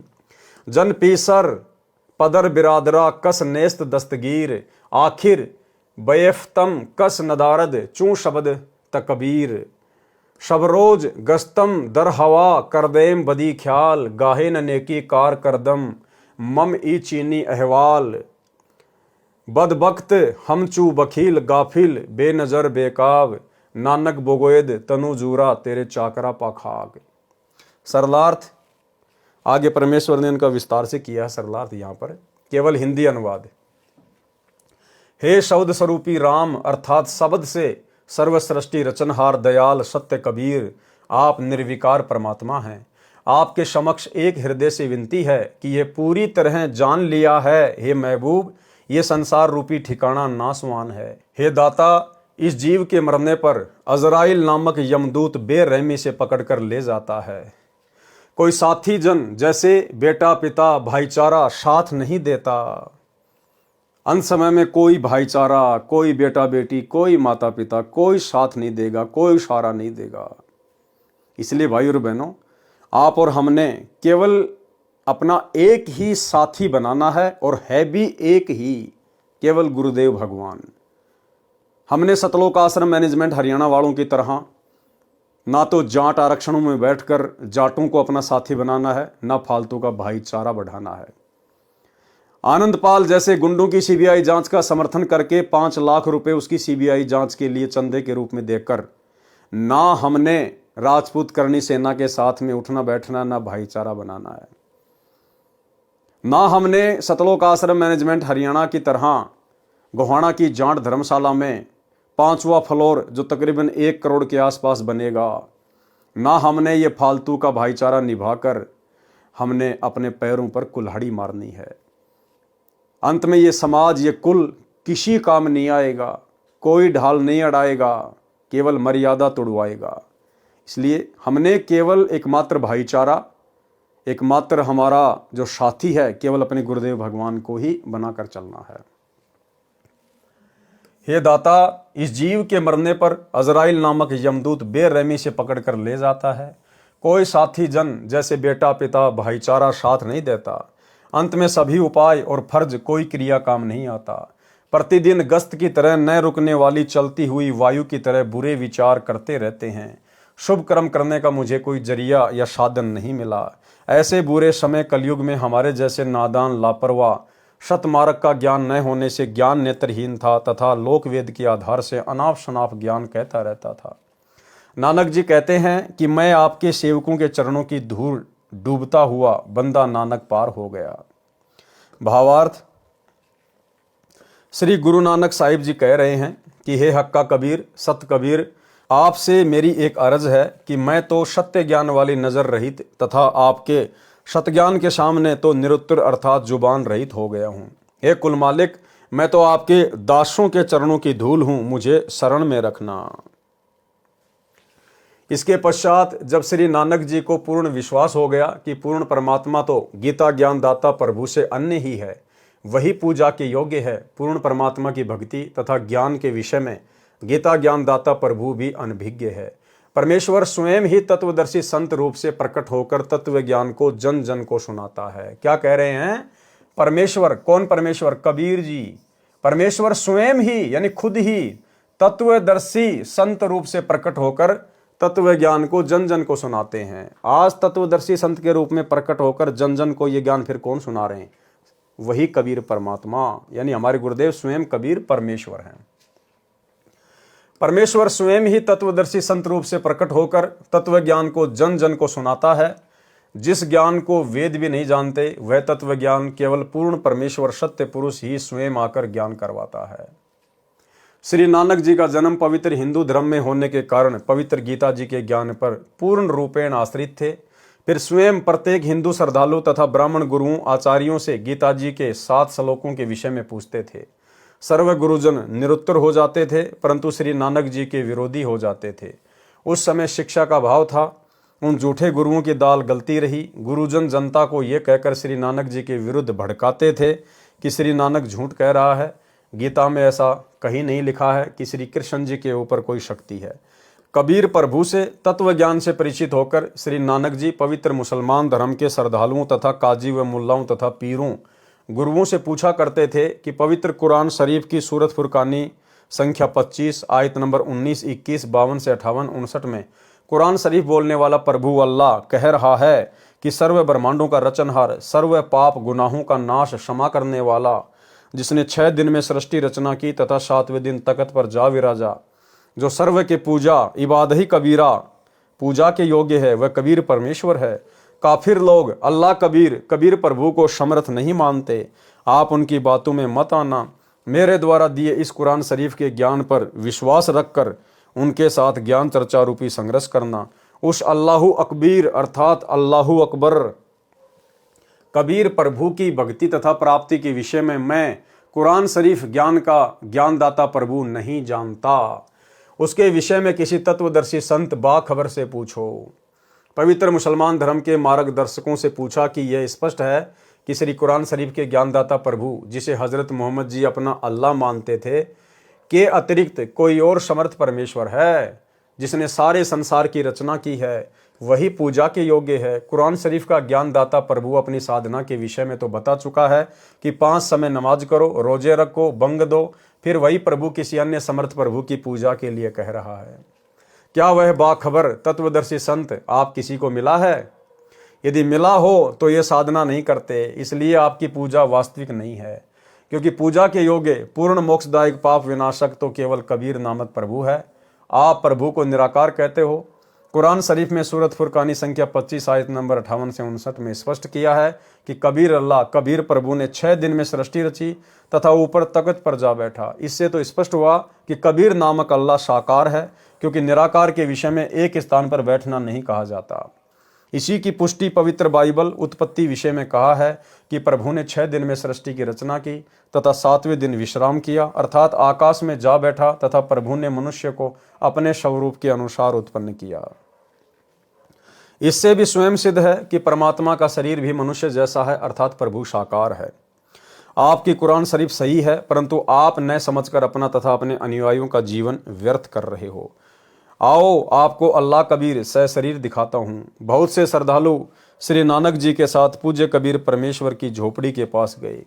श्री नानक जी ने कहा कि यही है वह अल्लाहु अकबर, मान जाओ मेरी बात। परंतु भ्रमित ज्ञान में रंगे श्रद्धालुओं को विश्वास नहीं हुआ। भाइयों और बहनों, 650 साल पहले का वो समय, ना कोई शास्त्र था, ना कोई पढ़े लिखे लोग थे। भला एक काशी में आए हुए जुलाहा का कार्य करने वाले कबीर जी को कैसे अल्लाह मान लेते? सोचिए, वर्तमान में तो सब कुछ है, विज्ञान है, टेक्नोलॉजी है, तत्व ज्ञान दे दिया परमात्मा ने, हर प्रकार के धर्म ग्रंथों का सभी भाषाओं में अनुवाद करवा दिया, सोशल मीडिया, टीवी, इंटरनेट, सौ प्रमाण, सौ सुख दे रहे हैं गुरुदेव भगवान। और हम सत्सेवक भाई बहन दिन रात चिल्ला रहे हैं, दुनिया को समझा रहे हैं कि ये दुनिया जिस कल की भगवान को सोशल मीडिया पर ढूंढ रही है, यूट्यूब पर ढूंढ रही है, भविष्य वक्ता कह चुके हैं वो कल की आ चुका है, प्रकट हो चुका है, अपना कार्य गुप्त रूप में कर रहा है। समय आने पर बहुत जल्दी वो सबके सामने प्रकट होगा, पूरे विश्व पर राज करेगा। इस कलयुग में सतयुग जैसा माहौल हो जाएगा। और हम दिन रात चिल्ला रहे हैं कि वो कल की भगवान स्वयं सतगुरु रामपाल जी हैं। सत्संग तो सुनो। वो दुनिया वाले भला कैसे मानेंगे? 650 साल पहले भला वो लोग कैसे मान जाते जब वर्तमान में इतना सब कुछ होने के बाद और उस कल की भगवान की शरण में आने के बाद सतलोक आश्रमों से जुड़े हुए 90% भगत भाई बहन भी अपने गुरु को कबीर नहीं मान रहे। तो भाई और बहनों, 650 साल पहले भला वो मुसलमान भाई नानक जी के साथ जाकर और कबीर जी को एक टूटी फूटी झोपड़ी में फटे पुराने कपड़े पहनकर जुलाहे का काम करता हुआ देखकर भला उसको अल्लाह कैसे मान लेते, जब आज सब कुछ क्लियर करने के बाद हमारे खुद के भगत भाई बहन जो सतलोक आश्रमों से जुड़े हुए हैं वे खुद अपने गुरु को कबीर नहीं मान रहे, अल्लाह नहीं मान रहे, अपने गुरु के रहते सहते और एक कागज के टुकड़े को अल्लाह मान रहे हैं, कबीर मान रहे हैं। और जून के महीने में उसका कबीर प्रकट दिवस मनाते हैं, उस कागज की नकली मुर्दा फोटो का। तो बताओ 650 साल पहले भला गुरु रूप में आए हुए कबीर जी को कौन परमात्मा मान लेता। परंतु भ्रमित ज्ञान में रंगे श्रद्धालुओं को विश्वास नहीं हुआ। मुल्ला, काजी तथा पीरों ने कहा कि नानक जी झूठ बोल रहे हैं, कुरान शरीफ में उपरोक्त विवरण कहीं नहीं लिखा, क्योंकि सर्व समाज अशिक्षित था, वही अज्ञान अंधेरा अभी तक छाया रहा। अब तत्व ज्ञान रूपी सूर्य उदय हो चुका है। गुरु ग्रंथ साहिब राग अशावरी महिला 1 के कुछ अंश। साहिब मेरा एको है भाई एको है, आपे रूप करे बहुबाती, नानक बपूड़ा एव कहे, जो तिन किया सो सचू थिया, अमृत नाम सतगुरु दिया, गुरु पूरे ते गति मति पाई, बूढ़त जगु देखिया तऊ डरी भागे, सती गुरु राखे ते बड़ भागे, नानक गुरु की चरणों लागे, मैं गुरु पूछिया अपना साचा बिचारी राम। आगे पेज नंबर है गुरु ग्रंथ साहिब में कहाँ लिखा हुआ है। उपरोक्त अमृतवाणी में श्री नानक साहिब जी स्वयं स्वीकार कर रहे हैं कि साहिब एक ही है तथा मेरे गुरु जी ने मुझे उपदेश नाम मंत्र दिया, वही नाना रूप धारण कर लेता है, अर्थात वही सत्य पुरुष है, वही जिंदा रूप बना लेता है, वही दानक रूप में भी विराजमान होकर आम व्यक्ति अर्थात भगत की भूमिका करता है। ठीक इसी प्रकार ये सारा रोल वर्तमान में वही कबीर परमात्मा सतगुरु रामपाल जी के रूप में कर रहे हैं कि साहिब से सतगुरु भय, सतगुरु से भय साध, ये तीनों अंग एक हैं, गति कुछ अगम अगाध। शास्त्र विरुद्ध पूजा करके सारे जगत को जन्म मृत्यु व कर्म फल की आग में जलते देखकर जीवन व्यर्थ होने के डर से भागकर मैंने गुरु जी के चरणों में शरण ली। बलिहारी गुरु आपने दियो हाड़ी सदवार, जिन मानस ते देवते किए करत न लागी वार, आपी ने आप सजियो आपी ने रचियो नाऊ, दुई कुदरती साचिए करी आसणु डिठो चाऊं, दाता करता आपई तू तुसी देवही करही पशाऊं, तू जनोई सबसे दे लैस ही जिंद कवाऊं, करी आसणु डिठो चाऊं। अब ये पंजाबी भाषा है, अरबी का भी इसमें मिक्स है, तो आप और हम तो नहीं समझ सकते इसको, लेकिन परमात्मा ने सरलार्थ किया हुआ है। भावार्थ है कि पूर्ण परमात्मा जिंदा का रूप बनाकर बेई नदी पर आए, अर्थात जिंदा कहलाए तथा स्वयं ही 2 दुनिया, ऊपर सतलोक आदि तथा नीचे ब्रह्म व परब्रह्म के लोक को रचकर ऊपर सत्यलोक में आकार में आसन पर बैठकर चाव के साथ अपने द्वारा रची दुनिया को देख रहे हैं। तथा आप ही स्वयंभू अर्थात माता के गर्भ से जन्म नहीं लेते, स्वयं प्रकट होते हो। यही प्रमाण पवित्र यजुर्वेद अध्याय 40 मंत्र 8 में है कि कबीर मनीषी स्वयंभू परिभू व्यवधाता। भावार्थ है कि कबीर परमात्मा सर्वज्ञ है, मनीषी का अर्थ है सर्वज्ञ होता है तथा अपने आप प्रकट होता है। वह सनातन परिभू अर्थात सर्वप्रथम वाला प्रभु है। वह सर्व ब्रह्मांडों का व्यवधाता अर्थात भिन्न भिन्न सर्व लोकों का रचनहार है। एहूं जीऊं बहुते जन्म भरमिया, ता सतगुरु शब्द सुनाइया। भावार्थ है कि श्री नानक साहिब जी कह रहे हैं कि मेरा ये जीव बहुत समय से जन्म तथा मृत्यु के चक्कर में भ्रमता रहा, अपूर्ण सतगुरु ने वास्तविक नाम प्रदान किया। श्री नानक जी के पूर्व जन्म सतयुग में राजा अमरीश, त्रेता में राजा जनक हुए थे और फिर नानक जी हुए तथा अन्य योनियों के जन्मों की तो गिनती ही नहीं। इस निम्न लेख में प्रमाणित है कि कबीर साहिब तथा नानक जी की वार्ता हुई है। यह भी प्रमाण है कि राजा जनक विदेही भी श्री नानक जी थे तथा श्री सुखदेव जी भी राजा जनक का शिष्य हुआ था। निर्मल जल बतलाइया मो कहूं राम मिलावन हारो। नानक जी जब हम भगत भये सुखदेवा, जनक विदे किया गुरुदेवा। कली मही जुलाहा नाम कबीरा, ढूंढते चित भैया न थीरा। बहुत भांति कर सिमरन कीना, इह मन चंचल तभु न बीना। जब करी ज्ञान भये उदासी, तब न काटी काली फांसी। जब हम हार परे सतगुरु दुआरे, दे गुरु नाम दान लिए उधारे। कबीर जी, सतगुरु पुरुष सतगुरु पाइया, सती नाम ले हृदय बसाइया। जात कमीणा जुलाहा अपराधी, गुरु कृपया ते भक्ति समाधि। मुक्ति भैया गुरु सतगुरु बचनी, गैया सु सहसा पीरा। जुग नानक सतगुरु जपियों, कीट मुरिद कबीरा। सुनी उपदेश संपूर्ण सतगुरु का, मन मई भया आनंद। मुक्ति का दाता बाबा नानक रिंचक रामानंद। ऊपर लिखी वाणी प्राण संगली नामक पुस्तक से लिखी है।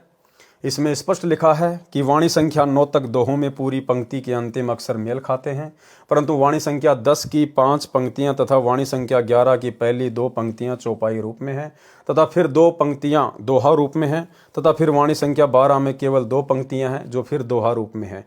इससे सिद्ध है कि वास्तविक वाणी को निकाला गया है, जो वाणी कबीर साहिब जी के विषय में श्री नानक जी ने सतगुरु रूप में स्वीकार किया होगा, नहीं तो दोहों में चलती आ रही वाणी फिर चौपाइयों में नहीं लिखी जाती, फिर बाद में दोहों में लिखी है। ये सब जानबूझकर प्रमाण मिटाने के लिए किया है। वाणी संख्या 10 की पहली पंक्ति, जब हम भक्त भये सुखदेवा, जनक विदेही किया गुरुदेवा, स्पष्ट करती है कि श्री नानक जी कह रहे हैं कि मैं जनक रूप में था, उस समय मेरा शिष्य भगत श्री सुखदेव ऋषि हुए थे। इस वाणी संख्या 10 को नानक जी की ओर से कहीं मानी जानी चाहिए, तो स्पष्ट है कि नानक जी कह रहे हैं कि मैं हार कर गुरु कबीर के चरणों में गिर गया, उन्होंने नामदान देकर उद्धार किया। वास्तव में यह 10 नंबर वाणी कहीं अन्य वाणी से है। यह पंक्ति भी परमेश्वर कबीर साहिब जी की ओर से वार्ता में लिख दिया, क्योंकि परमेश्वर कबीर साहिब जी ने अपनी शक्ति से श्री नानक जी को पिछले जन्म की चेतना प्रदान की थी। अब बताओ भाई और बहनों, ध्यान देना शब्दों पे, क्योंकि परमेश्वर कबीर साहिब जी ने अपनी शक्ति से नानक जी को पिछले जन्म की चेतना प्रदान की थी। कबीर जी ने अपनी शक्ति से, अपने आशीर्वाद से नानक जी को उसके पिछले जन्म दिखाए कि सतयुग में तू राजा अमरीश था, त्रेता में राजा जनक था। अपनी शक्ति से, नानक के अंदर इतनी शक्ति नहीं थी। फिर भला भाई और बहनों, सचखंड से वापस आने के बाद यदि वो नानक वाली आत्मा होती तो ये अनगिनत दुनिया भर के चमत्कार भला वो कैसे कर सकती थी। तो जिस समय कबीर परमेश्वर नानक जी की आत्मा को निकालकर सचखंड लेकर गए, उनको वापस छोड़ा, तो जब वापस थे तो वो नानक जी की आत्मा नहीं थी। नानक जी की आत्मा को परमात्मा ने मिनी सतलोक में बैठा दिया था कि जब कलयुग की पिछली पीढ़ी आएगी, ये समय, उस समय उस आत्मा को फिर से जन्म देंगे और नानक जी के रूप में फिर सारे चमत्कार कबीर परमेश्वर ने किए। अन्यथा अगर नानक जी में इतनी शक्ति होती, नानक जी ने अगर सारे चमत्कार किए थे, तो फिर अपने पिछले जन्म क्यों नहीं देख पाया? क्यों कबीर परमात्मा ने आशीर्वाद दिया, तब जाकर अपने पिछले जन्म दिखाई दिए। जबकि बाद में तो नानक जी ने ना जाने कितने लोगों को उनके पिछले जन्म दिखाए। प्रहलाद और ध्रुव, पता नहीं ऊपर के लोगों की उन्होंने यात्रा की है। अगर वो नानक जी होते तो उनके पास में वो शक्ति नहीं थी, और ना इस भक्ति में एक भगत को इस प्रकार से चमत्कार या सिद्धियां दिखाने की कोई छूट है। तो नानक जी के रूप में खुद कबीर परमात्मा सतगुरु रामपाल जी ने सारी लीला की थी, क्योंकि परमेश्वर कबीर साहिब जी ने अपनी शक्ति से श्री नानक जी को पिछले जन्म की चेतना प्रदान की थी। तब नानक जी ने स्वीकार किया था कि वास्तव में मैं जनक था तथा उस समय सुखदेव मेरा भक्त हुआ था। अब ध्यान रखना भाई और बहनों, ये बातें केवल आपको साध संगति में ही सुनने को मिलेंगी। ना तो सिख समाज इस बात को स्वीकार करेगा, ना सतलोक आश्रमों से जुड़े हुए हमारे भाई बहन, ना गुरुदेव का परिवार। उनकी नज़रों में तो नानक जी सतलोक गए, लेकिन ये गूढ़ ज्ञान परमेश्वर ने साध संगतियों के माध्यम से ही खुलवाना है, क्योंकि मोक्ष का टाइम तो अब है। भाई नानक जी कब हुए? कबीर जी के समकालीन हुए, कबीर जी के सेवक थे। काशी में जाके उन्होंने सतनाम लिया, कबीर जी के भगत थे। तो विचार करो भाई और बहनों, परमात्मा तो कहते हैं 64 के 64 लाख फैल हो गए। थोड़ा बहुत यदि कोई बचे थे तो कौन बचे थे? अर्जुन सरजुन। भाई जबकि नानक जी तो अर्जुन सरजुन से भी बड़े भगत थे, तो क्या नानक जी भी फेल हो गए थे क्या उस समय? नानक जी परीक्षा में फेल नहीं हुए, क्योंकि वो परीक्षा तो नानक रूप में खुद कबीर परमात्मा ही दे रहे थे उस समय। नानक जी को तो उसी समय परमात्मा ने इस मिनी सतलोक में बैठा दिया था जब उनको बेई नदी से लेकर गए। अन्यथा क्या नानक जी, अगर वो आत्मा भी होती तो क्या अर्जुन सरजुन से भी कमजोर थी क्या? तो इसलिए भाई और बहनों, नानक जी को परमात्मा ने मिनी सतलोक में बैठा दिया और वर्तमान समय में उस आत्मा को परमेश्वर ने जन्म देना है या दे दिया होगा, ये गुरुदेव भगवान जाने। वाणी संख्या 11 में 4 पंक्तियां हैं, जबकि वाणी संख्या 10 में 5 पंक्तियां लिखी हैं।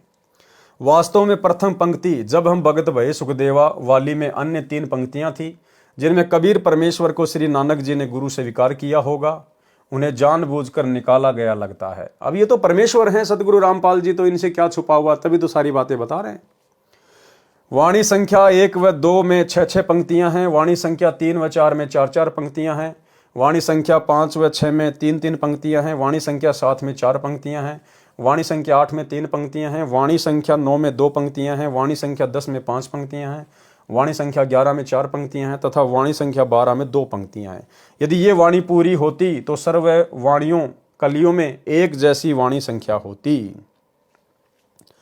श्री नानक जी ने दोनों की वार्ता जो प्रभु कबीर जी से हुई थी लिखी थी, परंतु बाद में प्राण संगली तथा गुरु ग्रंथ साहिब में उन वाणियों को छोड़ दिया गया जो कबीर परमेश्वर जी को श्री गुरु मुख देखे सांच संभाले बिन सांचे जग कांचा, दधय धर्म धरे धर्मा पूरी गुण करी मन धीरा।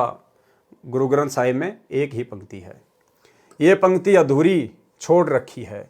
प्रत्येक पंक्ति में अंतिम अक्षर 2 एक जैसे हैं, जैसे ऊपर लिखी वाणी में ज्योति, फिर दूसरी में मोती, फिर सांचा, दूसरी में कांचा। यहाँ पर धीरा अंतिम अक्षर वाली एक ही पंक्ति है। इसमें साहिब कबीर का नाम प्रत्यक्ष था, जो कि मन वश होकर ग्रंथ की छपाई करते समय निकाल दी गई। गुरु ग्रंथ साहिब की छपाई करते समय, उसको छपवाते समय सिख समाज के लोगों ने जहाँ पर कबीर नाम लिखा हुआ था उसको हटवा दिया कि ये कबीर तो जुलाहा था, ये तो नीच था, ये तो धानक था, ये सोचकर कि ये नानक के गुरु कैसे हो सकते हैं। सिख समाज के लोगों ने उस वाणी को हटवा दिया। तो अंतर्यामी परमात्मा बता रहे हैं सारी बात। इसमें साहिब कबीर का नाम प्रत्यक्ष था, जो कि मनवश होकर ग्रंथ की छपाई करते समय निकाल दी गई। छपाकारों ने काटा होगा, संत कभी ऐसी गलती नहीं करते, क्योंकि कबीर साहिब जुलाहा जाति में माने जाते हैं, जो उस समय अछूत मानी जाती थी। कहीं गुरु नानक जी का अपमान न हो जाए कि एक जुलाहा नानक जी का पूज्य गुरु व भगवान था। फिर प्रमाण है राग बसंत महला पहला, पौड़ी नंबर 3, आदि ग्रंथ पंजाबी, प्रश्न नंबर 1188। नानक हवमो शब्द जलाइया, सतगुरु साचे दरस दिखाइया। इस वाणी से भी अति स्पष्ट है कि नानक जी कह रहे हैं कि सत्य नाम सत्य शब्द से विकार अभिमान जल गया तथा मुझे सच्चे सतगुरु ने दर्शन दिए, अर्थात मेरे गुरुदेव के दर्शन हुए। स्पष्ट है कि नानक जी को कोई सतगुरु आकार रूप में अवश्य मिला था। वह ऊपर तथा नीचे पूर्ण प्रमाणित है। स्वयं कबीर साहिब पूर्ण परमात्मा अकाल मूर्त स्वयं सचखंड से तथा दूसरे रूप में काशी बनारस से आकर प्रत्यक्ष दर्शन देकर सचखंड सतलोक भ्रमण करवा के सच्चा नाम उपदेश काशी बनारस में प्रदान किया। आदरणीय गरीबदास जी महाराज गांव छुडानी जिला झज्जर हरियाणा को भी परमेश्वर कबीर जिंदा महात्मा के रूप में जंगल में मिले थे। इसी प्रकार सतलोक दिखाकर वापस छोड़ा था। परमेश्वर ने बताया कि मैंने ही नानक जी तथा श्री दादू जी को पार किया था। जब श्री नानक जी ने पूर्ण परमात्मा को सतलोक में भी देखा तथा फिर बनारस काशी में जुलाहे का कार्य करते देखा, तब उमंग में भरकर कहा था वाहे गुरु सतनाम वाहे गुरु वाहे गुरु, तथा इसी उपरोक्त वाक्य का उच्चारण करते हुए काशी से वापस आए, जिनको श्री नानक जी के अनुयायियों ने जाप मंत्र रूप में जाप करना शुरू कर दिया कि यह पवित्र मंत्र श्री नानक जी के मुख कमल से निकला था, परंतु वास्तविकता को न समझ सके। अब उनसे कौन छुटाए इस नाम के जाप को जो सही नहीं है, क्योंकि वास्तविक मंत्र को बोलकर नहीं सुनाया जाता। उसका सांकेतिक मंत्र सत्य नाम है तथा वाहे गुरु कबीर परमेश्वर को कहा है। इसी का प्रमाण संत गरीबदास साहिब ने अपने सदग्रंथ साहिब में फुटकर साखी का अंग प्रश्न नंबर 386 पर दिया है। गरीब झांकी देख कबीर की नानक की ती, वाह वाह सिखों के गल पड़ी कौन छुटावता। गरीब हम सुल्तानी नानक तारे दादू को उपदेश दिया, जाति जुलाहा भेद न पाया काशी माहे कबीर हुआ। प्रमाण के लिए जीवन 10 गुरु साहिबान पेज नंबर 42 से 44 तक। लेखक सोडी तेजा सिंह जी, प्रकाशक चतर सिंह जीवन सिंह। बेई नदी में प्रवेश। तो भाई और बहनों, आज के वीडियो में हम केवल इतना ही लेंगे, क्योंकि नानक जी का जो संक्षिप्त जीवन परिचय है वो परमेश्वर जी ने हमें कई बार सुना रखा है और नानक जी ने कोई ज़्यादा बहसबाजी वगैरह अपने परमेश्वर के साथ में नहीं की थी। सीधे सीधे तौर पर वे परमेश्वर के ज्ञान को मान चुके थे, अपनी भक्ति में लग गए थे, उनके प्रचार प्रसार में लग चुके थे। वैसे तो बहुत लंबा चौड़ा उनका जीवन रहा, बहुत उन्होंने चमत्कार किए जिसके ऊपर अगर 1000 पृष्ठ की पुस्तक बना दी जाए तो भी थोड़ी है। सिख भाइयों के पास तो ऑलरेडी भाई बाल्य वाली जन्म साखी ये सब उपलब्ध है, लेकिन उन सब बातों से हमारे को कोई विशेष मतलब नहीं है। तो गुरुदेव भगवान ने संक्षिप्त रूप में श्री नानक जी का जीवन परिचय यहाँ पर अपने कर कमल से कबीर सागर के सरलार्थ में लिखा है। इसके ऊपर एक वीडियो और बनेगा जो कि कल रात्रि 8 बजे का वीडियो होगा, वो भी इसी प्रकार से नानक जी के जीवन के ऊपर ही होगा। उसके बाद फिर जो अगला वीडियो होगा वो हम भगत भाई बहनों के विशेष मतलब का होगा, और बहुत सारी बातें आगे के तीसरे नंबर के वीडियो में आप और हमें जानने और सुनने को मिलेंगी। तो आज के वीडियो में केवल इतना ही। गुरुदेव भगवान हम सबको आज्ञा दें, इजाज़त दें, आशीर्वाद दें। बंदी छोड़ सतगुरु रामपाल जी भगवान की जय हो।